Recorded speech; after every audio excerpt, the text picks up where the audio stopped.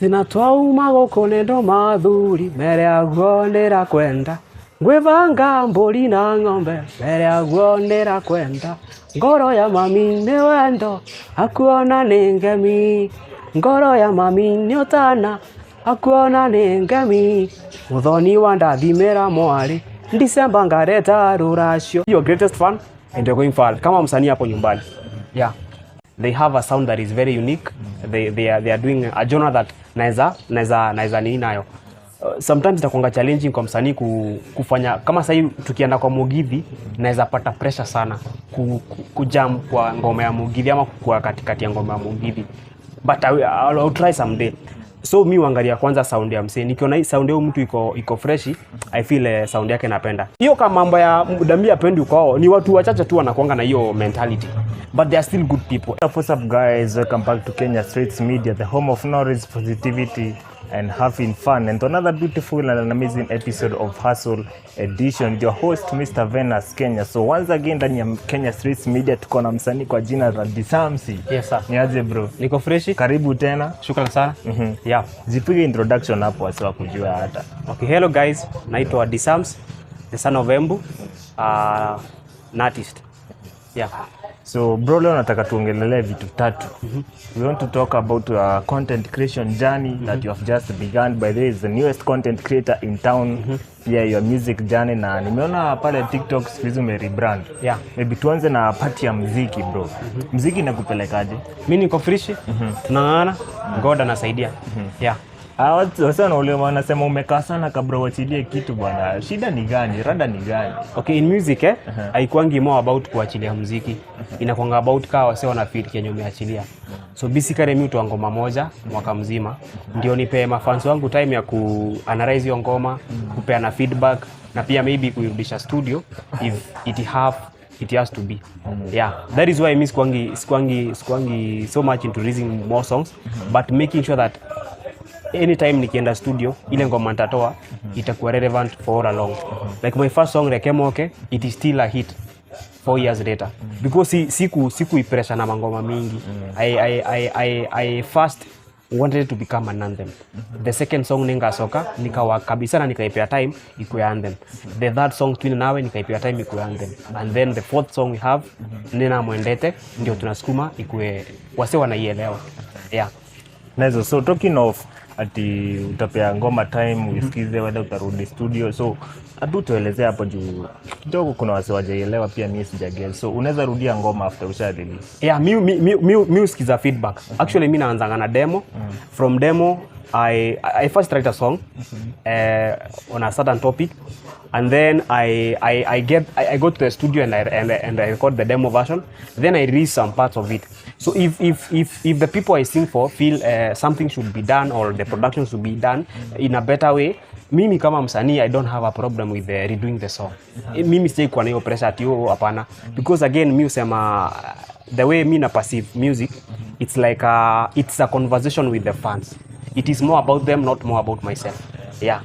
Yeah. So ukiandika ngoma kwanza wewe kuna identify topic. Unajua kuna wale wase nasikianga wakisema story hapa hivi, sasa kuuliza bwana uliandika ngoma fulani anasema mimi nilikuwa tu nimemedi tu zangu mistari ikakuja. So wewe kwanza wangu na identify topic. Yeah, I first identify a topic or a story, and then I research, do a lot of engagement. Now I say we try to bring more ideas because I believe in ngoma inaweza kuwa kali, but inaweza kuwa kali zaidi if you try to engage further. Yeah, no one is perfect kwa kuandika. I like my own songs, but I never ignore the input of my fans. Yeah. So unasikizanga mafans? Mimi wasikiza sana, mimi usikiza feedback sana. Yeah. Nice. So kwa baadhi ya zile ngoma umeachilia so far, uko na hit song ni uko na Rekemoke, Nenga Soka, Twin Nawe, yeah. Alafu kuna hiyo Nena Kwendete. Those are 4 songs. Yeah. Katikati hizo ngoma 4, moja pekee tu ndo umeshirikisha wasanii wengine. Hivi what kama msanii, what do you first consider before working with an artist? Okay, before working with an artist I consider their sound, because in music it's all about sound. And the guys I worked with kama Sahar's band, they have a sound that is very unique. They are doing a genre that naeza nini nayo. sometimes itakuwa challenging kwa msanii kufanya kama sasa hivi tukienda kwa Mugithi naweza pata pressure sana kujam kwa ngoma ya Mugithi ama kwa katikati ya ngoma ya Mugithi, but I'll try someday. So mi huangalia kwanza sound ya msee, nikiona hii sound ya mtu iko fresh, I feel sound yake napenda. Pia on my other song Nina Mwendete kuna Demarini ya all verse hapo. Wow. She's very great vocalist and nikasikiza sound yake. Yeah. Kitu ya consider kwanza kabla ufanye kazi na mtu ni the type of ile sound yake, kama italaliana na sound yako. Yeah. So mi najuanga ukiona ngoma moja imereleasiwa like uko na baadhi ya wasee wenye participate pale hivyo. Yeah. Though watu wale yangu na fikirianga muziki tu ni kwenda studio kurekod na producer. So nikisikiza ngoma zako bro zinakuanga na melodies poa sana. Yeah. Hivi umesomea muziki na tuendeleo hizi ma alto nini bass whatever nini ama unaweza ngaje kufanya hiyo kitu? Okay, to me music is it's something that is so deep in me. So I first feel whatever I'm singing, unaona? Kwanza mimi wana feel kitu naimba. So once it comes from you inatokea iko mzuri sana. And then natakanga kuwork na I don't have a monopoly of knowledge. I don't have a monopoly ati mimi najua. Sometimes itaenda niulize msee, what if uniweke hii gitaa hapa? What if tuweke hizi drums hapa? Pia we do a lot of consultation with my producer. So hatukuangi ati tunajiaminia sana. We do a lot of tunakuwa broad based. You bring all ideas on board that you may be able to come up with a final product yenye it's something unique and something very amazing. Yeah. So maybe in the near future Disams here, kwa hizo baadhi ya hizo ngoma zako maybe zote ni singles, ndio? Yeah. Maybe are you looking up to maybe releasing an album ama an EP? I might never release an album because I love having a conversation with my fans, and I rotate around different topics. Kuna ngoma za mapenzi, ngoma za encourage mtu, ngoma za kumsifu Mungu. Those are the topics that comes in my mind. Na because I have embraced this strategy ya kutoa tu ngoma watu wanapenda inaenda tu inaishi, unatoa ngoma nyingine inaenda inaishi. One thing you notice about albums, you might release around 7 or 10 songs, but only 4 or 2 songs will. Unaona? So to me that is wastage of resources. Hiyo ni kupata potea. So let's take our time. Let's take our time to construct something. Let's give it to the people. Let them give their feedback. Tukuwe na wimbo moja mzuri. That is my strategy. Yeah. Nice. So ukiangalia muziki yako bro, kwa mara nyingi unafanya na waroko language that is Kiembu. Yeah. Maybe have you trying kumix hizo ngoma? Well, mimi ni fan wako najua. Maybe tusaidie yule fans kwa pale hivyo ajui mbona unafanyanga hivyo. So have you thought of maybe composing some verses in English alafu unachanganya na Kiembu? Okay, actually there is a verse in this song yangu inasemanga the latest song inasemanga nafasi nakupa nafasi nyingine mans tuwera ni kweli ulikosa mpenzi usikosa kosa sikosa ni kuwie radhi na maisha isonge kosa sikosa ni kuwie radhi na maisha isonge. I wrote that verse. Yeah. Nice one. So ukitaja hapo baadhi ya zile ngoma umerelease umesema unafanya motivation music, encouragement, na sijasikia umetaja gospel bro. Kwani Disams msanii wetu amtabui Mungu ama rada? Namtambua Mungu. Basi unaona sipendi sana kuchanganyikiwa. Sipendi kufanya kila kitu. I try to maintain a certain line ya entertainment. Unaona? I'm not so deep into gospel. Siwezi fanya gospel sana deeply, but in my songs me want acknowledge kura tu metenenga you are natwe ama our hopes are still with the Lord. So I try to kama sahi I research a lot about our culture. Nataka kujua sana what really used to happen in the past, the times of our grandmother, grandfather, those times when I was not born. I do research a lot about those. So hiyo ndio line yangu. And in terms of entertainment mimi nataka kujua like kama si kitambo watu walikuwa wanaenda sherehe aje, how was life before sasa sisi tukuje sisi emergency so kidogo line yangu ni hapo kwa culture and culture tu na hapo ndo na feeling ilikuwa comfortable. So nikienda ile upande mwingine now you see sipendi kuimba nyimbo frat. Sipendi kuamka tu niseme Yesu asifiwe. That's very frat. I need to if you're saying something, let it be rooted, iko na mizizi. Yeah, or if you're singing something, ukifanya kitu acha iko uko na a deeper understanding of it. So for the gospel, I just know the basic. but sijui sina hiyo ufunuo. Unajua nyimbo ni ufunuo ama kukuwa na hiyo revelation ya whatever, na revelation that comes through maybe research, maybe experience ama ndoto. So na mimi nikikaa nafikiria like how life used to be in the past, how entertainment used to be, what songs were being sung those days. So that is my area of hapo ndo na feeling nikiwa comfortable. Yeah. Nice one. Kama venye tu nimesema, mimi ni fan mkubwa sana wa ngoma zako bro. I've realized you sing a lot of our culture bro. Yeah. Hivi hii knowledge yote ya culture yetu umetoa wapi? Juu mimi hata misemo zingine tukipiga story na unasemanga, mimi I'm like, hiyo ni huko kwetu kweli. Actually that is not the deepest I've gone. I'm still doing some very deep research. Hiyo ni ile tu ya juu because nataka to preserve our culture. And one thing I will tell you bro, you never go wrong with the culture. Because it is something that happened. It is there. Either me ni imbe ama nisiimbe, it is there. Look at what is happening in the music industry ya Kikuyu. They are all going back to the Asian songs zenye ziko naimba na magumagu, zenye ziko naimba na watu wakipariria, zenye ziko naimba na watu wakienda kwa shamba, unaona? Because culture ni kitu yenye huwezi enda wrong kwa nayo. So I have so much passion about our Aembu culture. I love having deep understanding of it. Because everything right now is see deep. Sahi mambo tu iko juu. But kitambo we had guidelines. Zilikuwa zina guide even entertainment. Zilikuwa zina guide hata mambo. Like kitambo hungeenda club na babako. But nowadays does it happen? Actually kitambo it was abomination. Abomination ilikuwa usiwa emogiro. Ilikuwa something very bad, something that ilikuwa ina observe you as something. So some of those things was in motivate. But you see nowadays we are just tuko tu. So you'll never go wrong with the culture. That's why I have so much passion for our culture. Yeah. So umekuwa kwa game kwa miaka ngapi so far? I'm counting 4 years now since I released my first song Rekemoke. Yeah. So 4 years in the game with 4 hit songs. Yeah.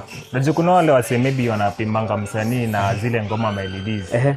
Unasikia kuna msee anaweza kuwa mahali asikie uko na ngoma nne umekuwa kwa industry miaka 4. Sikia anasema huyu bado ni upcoming, ni msee bado hajitumi kwa industry yake. Maybe kwa msee ako na mentality kama hiyo unaweza mwambia aje?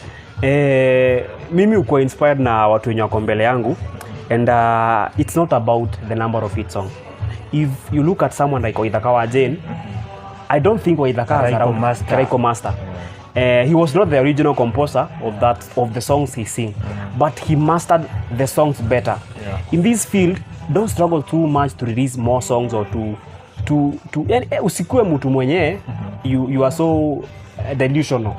Just be someone who want to achieve small things or perfect where you can perfect. Unaona? Naweza penda sana nikuwe na album iko na ngoma 20 within those 4 years. But is it possible with my community? Nitaweza. Kama iwezekani, focus na ngoma yako moja. Ipige marketing. Mimi kuna kitu niwaambia upcoming artist. Hakunanga ngoma hit song. Hiyo ngoma uko nayo hapo nyumbani, hiyo ni hit song. You know what? Hiyo ngoma waenda hujasukuma. Mimi naweza kuambia Rekemoke before it came a hit song. Nilikana hiyo audio for a whole year. A whole year niko na hiyo wimbo. Twina nawe nimekaa nayo a whole year. So the difference is sukuma hiyo wimbo, believe in that song. Ni kali hiyo ngoma. Hiyo ngoma zangu sio kali kuliko hizo. So just invest so much in. If you look at what the Nigerians do, they do a lot of marketing. Ukipita YouTube utaona some have even sponsored their sound. They do a lot of marketing. Wanakuja Kenya wanalipa presenter wa Kenya. Do you know someone with the extent of paying another country, a foreign country's media to make sure that their song are on high rotation? You see, when you hear something repeatedly, you tend to believe it's the best. Unaona? Kama sahi, if you hear something, kitu hata wanasemangu, do you see even mbuzi, a goat? If you take a goat from Australia with Africa, haitaelewa lugha hizi ya mbuzi ziko Afrika. Kweli? Hiyo ni kweli. So the thing is that hiyo ati ngoma yangu si kali, it's only in your mind. Hiyo mambo ya my content si kali, it's only in your mind. But if you really push that thing out there, it is the hata iko ni kali kuliko hata za Disams. Yeah. Nice. So ukiongelea uko na nyimbo nne bro. Maybe kuna promoter kwa pale hivyo nje anaweza maybe kutaka sana kukupea show.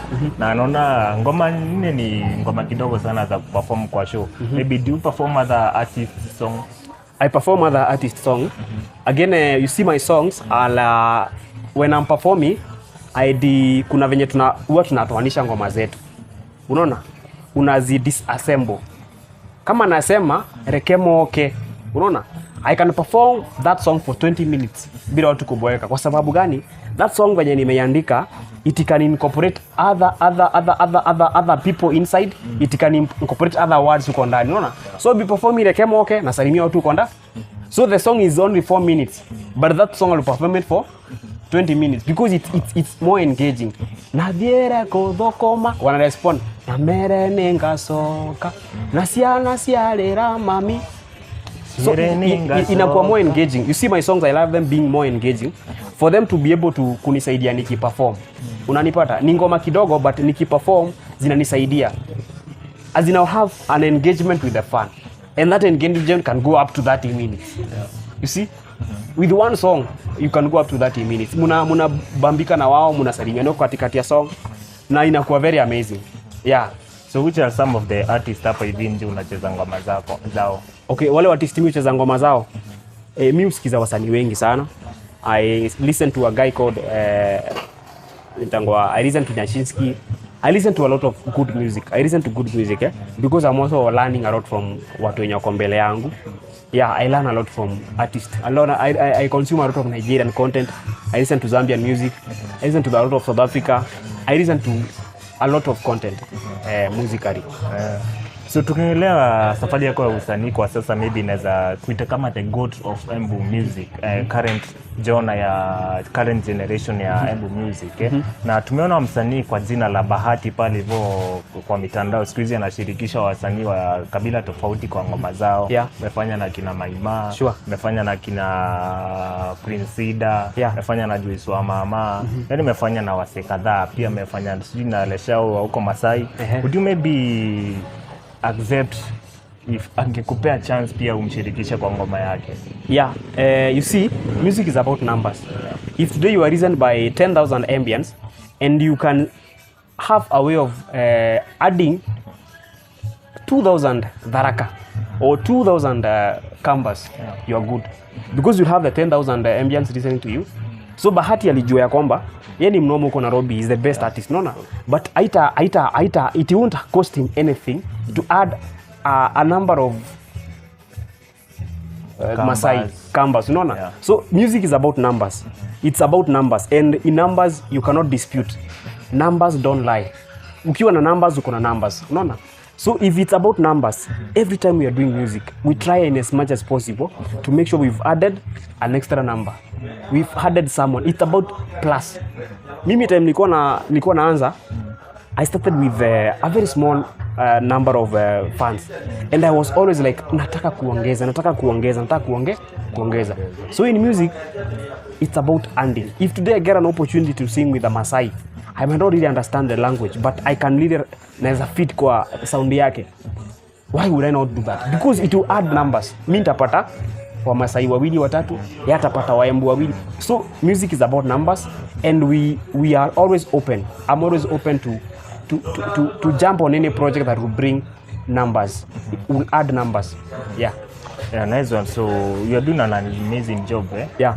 Tulishaongelea pati ya collabos, maybe have you thought of maybe nini kama wasanii wa Embu, tunajua kuna wengine wako huku bado wanachipuka, kuna wengine maybe mlianza muziki na wao. Have you maybe thought of mfanye kitu mko pamoja muinuane, grow as brothers and sisters? There is something that I realize, and there is something I learned. If today you watch my song, probability yule mtu amekaa pale kuona hiyo song kwa imepop kwa YouTube yake, it's very high, ndio? So I assume if 3 people watch my video in this premise, this building next, John ukiingia YouTube watapewa nini? So I don't see the sense of collaborating with the same people you have around. I would rather be of the idea niende Tharaka Nithi nitafute msanii, niende Meru nitafute msanii, someone from a different location, from a different community, anisaidie kuongeza numbers. Unanipata? Because in as much as we are pushing to have a collabo for each and every wasanii wakuje pamoja, wasanii wembo watengeneze ngoma noma. Mimi kitu najua bro, ule mtu usikiza Babu wa Daras, ule mtu angalia Guru Visuals, ndiye ananiangalianga mimi. Hakuna watu tumeongeza. Unanipata? It is still the same. Na sasa why would you okay, it's a good collabo, but I believe that's not now our hopes. Isikuwe ati tutajengana kwa hii collabo. Hii ni tu for ile tunafanya tu for the sake of the health of the industry, but no much expectation should be on that collabo. Ati tutajengana. Because mimi I've done research and I'm sure atu kiangalia all events that are held in Embu, we invite the same people we know in this space. So telling these people to collaborate ndo wainuane, you are wrong. Na sasa uniambie tuchukue mwenye ako chini kabisa, tumulete hapa juu. Mwenye hajaweza enjoy the space and the platforms za hapa Embu. Huyo mwenye ako huko chini.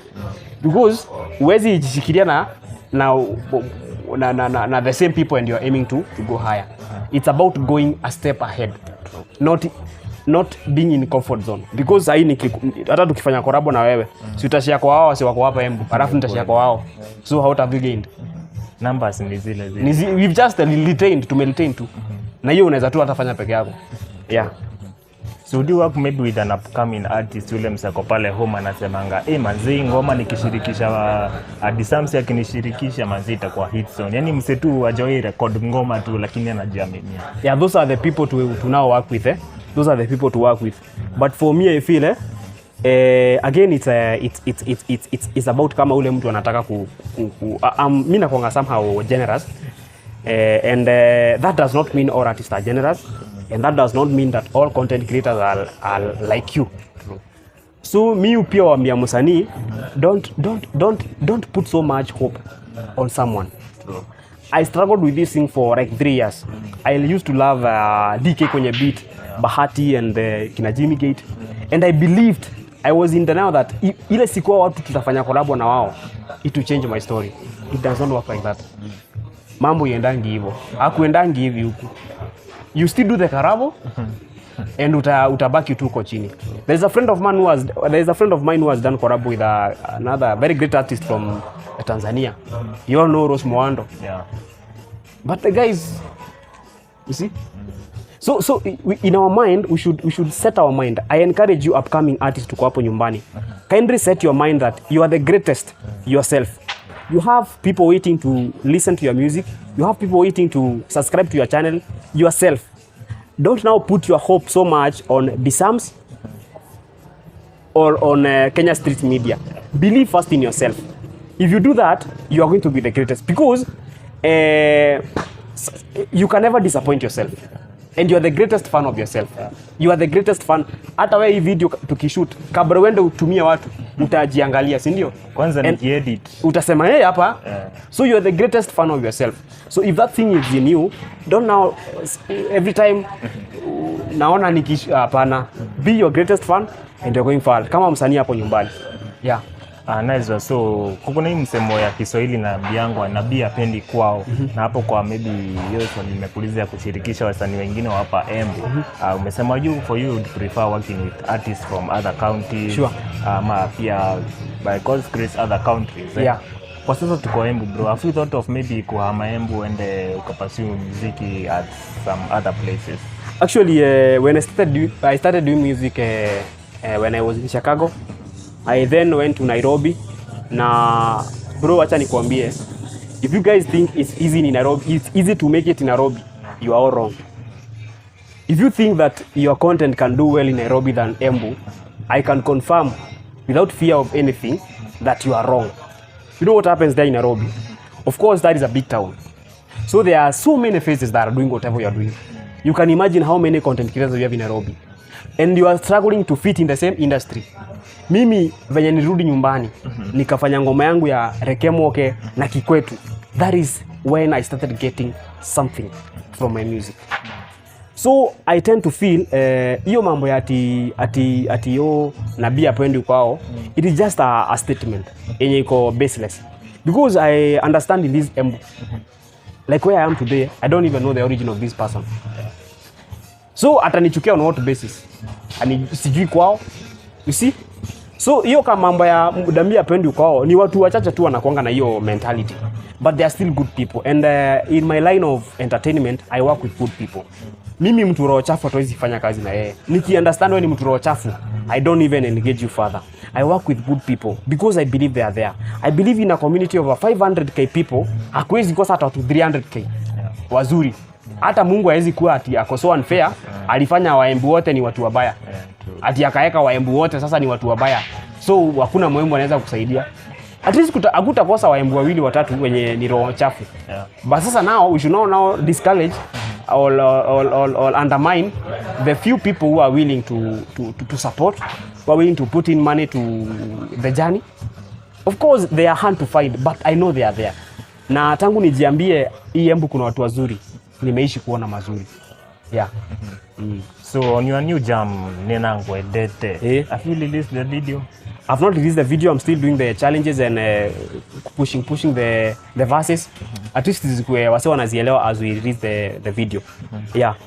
So far kwa nyimbo zako my favorite is Twine Nawe. Hiyo ngoma bro na ngojanga itoe video. Oh, video. Tutatoa tu video with time. We have the lyric video that is doing so well pale YouTube, and we appreciate. It's mi upenda tu watu wanielewe kabla hata ni mi upenda sana watu waelewe what I'm telling them and what I'm singing. Yeah. Nice. So that was Disansi pande ya muziki. Acha sasa tuingie kwa hii wall yetu ya hello guys, welcome back to my YouTube channel. Bro, mingi content creation. Yeah. Hivi mbona hivi muziki imekuwa ngumu ama umeamua aje? There is someone who is my mentor, and every time he tells me that you see all the problems in this world. All those problems, hiyo mashine yote tunaona kwa hii dunia. The cause of all those problems, the solution, the foundation, kanaya ni kitu inafanya uone mashida mingi sana kwa hii dunia ni uoga. Fear. Fear is the greatest enemy of success. True. He also tells me be limitless. You know what I mean when I say be limitless? I mean if you are making 1,000 from whatever you're doing, and you have somewhere you can make an extra. Why would you limit yourself? I can't do that. Unaona? Let's take a cross study of someone like this guy called Ken Java. He started as a disc seller. Kauza CD pale town. Si kama sahi si bado leo angekuwa tu hapo anauza CD. But he was limitless. Akasema sitaridhika hapa. He dreamt of owning a club, and he opened a club, Java Blue. From Java Blue akaingia kwa industry ya kutengeneza pombe. He bought the company called Manchester Distillers. Akanunua hiyo kampuni na kupata na club. Unaona? Hakuridhika kuwa hapo. Sasa amefungua nini? Kuna Eagles, kuna kampuni ya nini? Ego Construction. It is dealing with construction material and all that. Yeah. So what my mentor tells me, he tells me, there are so many people who could have become billionaires, but they became comfortable at the level of walipata 1,000 shillings wakaridhika. So I don't want strike kuridhika pale kwa muziki, because I can do something extra. I can have a conversation. So why would I niseme mimi ni msanii, purely msanii, sitaki mambo ya content creation. Mimi ni mwimbaji, strictly mwimbaji. If you look at that is what doing well, they are also emplaced content creation, and they are making something extra. So, and as my mentor always tells me, do not be limited. Be limitless. Usikubali kukuwa limited. Piga hii kitu. Piga, you can be as great as you dream in your mind. You can be the greatest thing ukiamka uote kitu hivi unaweza kuwa hiyo kitu. Usijifu hata unaweza imba. It is let me ask you something. People used to laugh at Obina. Oh, hajui kuimba. Kuna wasanii wakali kumuliko. Ngoma yao haijafika 1 million views, ndio? Akona sauti. Mimi ni mnoma kuliko Obina, si ndio? But yako na numbers kuniliko. Because he refused to be limited. He refused to be told huwezi imba. He refused to be told huwezi fanya content. He refused to be told wewe kazi yako ni presenter pekee. So in your mind, don't allow that thing to enter you at I'm limited. So in my case, when I ventured into content creation, I believed I'm limitless. I can do everything. I can do kitu. Because it's like a sister to what I do. Music and content creation are actually ziko hivi. You cannot create content without bumping into one or two artists. Yeah. Maybe nikuulize umekuwa kwa muziki, you find the experience in the music industry na sasa iko kwa content creation maybe utuambie how is the experience in both areas, who unaweza prefer wapi? Okay, in music speaking from a personal view in music you get more numbers but you get lesser views. In content creation you get lesser views but you get higher watch hours. Yeah, so that is the difference. Again, music is music. You don't do a lot of you don't put a lot of energy in shooting and all that. But now in content creation you have to be hardworking. You know, music is just naenda naimba alafu naachia. But now you see in content, I have to appear every day before the camera. I have to go around looking for, researching for. So in content creation, it's more about kufanya kazi. Unafanya kazi, unaweka energy. Yeah, that is again the difference. About the whole process, it's all the same because pia kwa muziki lazima usukume sana. Pia content pia lazima usukume. Yeah. Yeah. So kuna ule mseko pale home nadhani ati ndio uanze ku create content lazima maybe study media ama journalism ama communication. Maybe mseko huyu unaweza mabiaje? Okay, there is no limitation to who should be doing content. I've followed people who I don't even understand their language, but I follow them, and you know, content creation is about what am I seeing and what am I hearing. So, and I believe if you cannot hear what I'm saying, you can see what I'm doing. So that is content creation. So you might not be perfect in media, and you might not have the so much knowledge about media, but at least you can do something that we can see. Yeah. So kuna yule maybe anataka kuingia kwa content creation wao, they anajia kwa pale hivyo anajambia sina camera, sina vitu za sound. Na ukiangalia wewe maybe umerad kwa ukiingia kwa content creation umerad to a softer ground So msika yule mwenye sasa anaangalia Disamsi na mwangalia Saindo Disamsi ameingia kwa content na anaona ile level umeanzia. Maybe msiko pale hivyo na ana idea mali atatoa resources unaweza mwambiaje? Okay, about resource I will say something that I always say. There is no artist, there is no photographer, there is no content creator who has zero, who has nothing. If I look at you, you have a shoe, uko na shirt kali sana, na uko na simu. I believe at this era we have most of the youth wenye ushago pia wako na simu. Na pia kumekuja simu za mkopa. So when an artist tells me that I have nothing, I don't understand. I don't understand how you have nothing. Simu yenye uko nayo ni ya 10,000. Every day that phone you recharge a minimum of 30 shillings. In a month that is around 900. Unanipata? So I fail to understand when someone says sina kitu ya kuanzia. Sijawahi elewa. Huyo mtu ataenda achukue kiatu ya 2500, anunue simu ya 15,000. Anunue bling bling ama hizo madigaga za 500. Ukiangalia mtu venye amevaa around 7,000 na simu ya 15k. Ukimfanyia the total budget huyo mtu venye tu amevaa venye amesimama hivyo 30,000. Alafu anakuambia mimi sijui nianzie wapi. Mimi naweza imba lakini sijui nianzie wapi. Lakini amevaa kiatu ya 2,500. Na production ni 5,000. So are you really passionate? Do you love what you want to? Because mimi acha nikwambie, when I wanted to record my first song, it was back in 2013.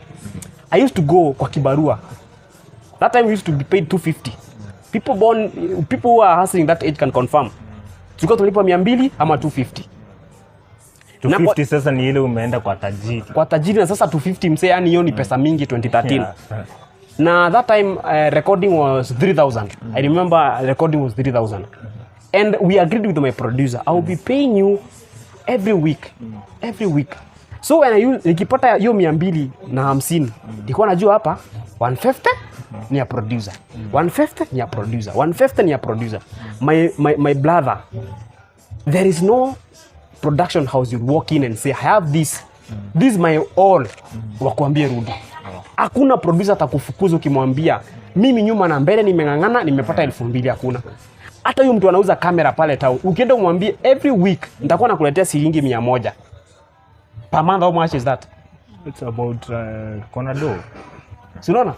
100 every month, every day. You know that is 3,000.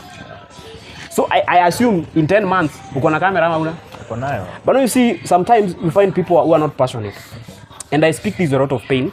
People believe that people should do things for them. People believe that people should, okay, people will support you, but you have to show that you are really passionate about what you want to do. It's about showing wewe. Mimi sahi nikipata na mtu nione anajituma, hata kama siku nataka kukula njugu, ama kama siku nataka kula mayai, manzi itabitume support. The same case applies to content creation. If you are passionate, people will come and support you. But now they will not support you while you are sitting in your home, comfort zone, saying, you know, I want support. I want people to come and buy me a camera.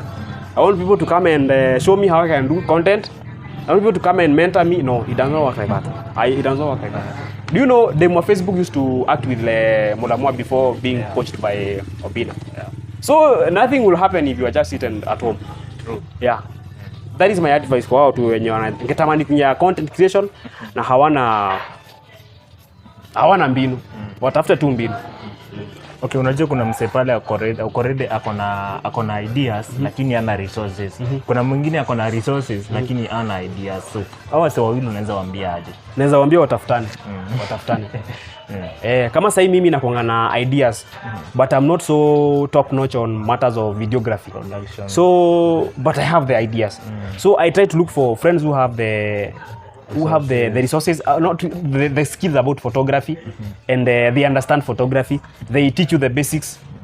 Bro, hii town squeeze vitu zimechange. Hata ukiambia mtu anafanya content, uwe tu unamfuata. Uwe tu unafuata mtu si utalan. Hata ukiambia tu just pick a random cameraman. Just request to be following them whenever they go to do coverage. You know how to hold a camera. You know how to. Yeah, it's simple. It's simple. I'm convinced it's simple. Yeah. Yeah. So tukiangalia ile audience uko nayo kwa sasa ndo umeingia kwa content creation juzi. Ile audience uko nayo big sana ni ya muziki. Hivi sasa umekuja kuanza kwa feed content, maybe huoni ni kama watakuwa na confusion, ni kama distance anapoteza njia ama nini? What I understand the people who consume music who still consume my music, and unaona hii content creation, it's something that I'm doing extra. So I don't want to limit myself like hawata skizama wataenda. The challenge now is making sure that we don't post more content you overrun the music. So I'm very conscious about doing content, and again I also have another challenge on this end ya to make sure that music is running concurrently. Unapata yani tusiingie kwa content tena tukute hata tulisahau muziki. Tena tusikae kwa muziki, hii content nayo izame. So I'm still trying to balance in between. Even as I upload my videos, I always make sure that I upload na upload short yangu ya nikiimba ngoma zangu or something nikiimba, and then I put another content because I wanted to run hivyo tu. Yeah. Anaweza sasa tuongelee the rebrand of Disamsi. Before ulikuwa Son of Embu. Yeah. Sasa nimeona TikTok rebrand ukakuwa The Sun. Yeah. Hivi plan ni gani bro? Okay, I believe that there is a certain number that I wanted to achieve in all my platforms, and there is something I feel that we should embrace as artists, and I learned this from someone like Karish. Karish alikuwa anajiita kijana mwana wa Moembu na Mombere. But akienda Ukambani nilikuwa nasema kuna tofauti ya Mkamba na Mombere, si ndio? Why? Maybe I don't know. Unajua sisi wa Mbere tunaelewa Kikamba, tunaelewa Kimeru. It's because as we agreed in the beginning of this video, everything you do is all about numbers. So if someone sees you branded Son of Embu, atasitania wewe, ataona au jamaa ni wa Embu. Hata sasa hata uone gari imeandikwa tuseme hata uone gari imeandikwa made in Kisii. Does that have anything to do with you? No. I will not even be concerned to know who are they. Yeah. That is the answer. So we are trying to incorporate more people, but we are still the sons of Embu and daughters of Embu. But now we don't want to be so so limited to one region. Let's have everybody who feels can support, can follow, can listen. Let's have everyone on board. I listened to someone called Kipsang. He's a Kalenjin, and he does great music, but does not go around saying mimi. Okay, he is already a Kalenjin. Hata nikimsikiza I know he's a Kalenjin, but now he does not focus so much on him being a Kalenjin, on his craft. Hajaeka so much energy kusukuma yeye ni Mwembu, kusukuma yeye ni Mkale kwa nini yake, kwa ngoma zake. Yeah. So maybe tukimalizia, maybe all the best to your content creation journey, bro. Thank you so much. Maybe how is the experience, bro? Content inakupeleka aje? Unaona ni rahisi, ni ngumu ama wewe kwako iko aje? At first I had a great challenge ya una shoot video hazikubambi, unakataa kupost, au unafikiria hata kuachana hiyo maneno. So you see that fear ukianza. Unaona kama unachoma sometimes. Sometimes pia unaona kuna hii challenge ya unataka kushoot kitu, cameraman ama wasi wenye ulikuwa mshoot nao hawapatikani. Yeah. So know that content creation is diverse. Kuna sisi wenye tunafanya vlogging hapa hivi, kuna wasi wanafanya podcast, kuna wasi wanafanya broadcasting pale hivyo. Maybe unataka kumeje na field gani ya content creation? As I said, the foundation of my music is more of culture. I want to learn more about our culture. I want to explore more about culture and nature. There are many things that we grow, that we have here in Embu, that are not found in other places. We have our cash crop, Mogoka, that is only grown in this region and the surrounding regions. So I want to major on culture and nature. I want to hear stories and share stories about the past life of an Ambian, African. Nataka tu ku major na the culture and basically the nature. Yeah, though that is nini. That is where I want to base my content. Yeah. So maybe tuambie ambia wasi pale mali wanaweza pata content ya Disams. Disams on YouTube, Disams on Facebook, and The Sun on TikTok. And there is another page called The Son of Embu. Go and check out my content and follow what I do. Asanteni sana. Disams is my boy, so expect to have him more in this show now that tumeingia kwa field moja. Sure. But actually most of the times tunapatananga ni ile sasa tunapatana mmoja ameenda shughuli zake, mwingine ako zake. So naweza kuwa nimekosea sana if nimalize hii video nilikuwa sijabig up my director.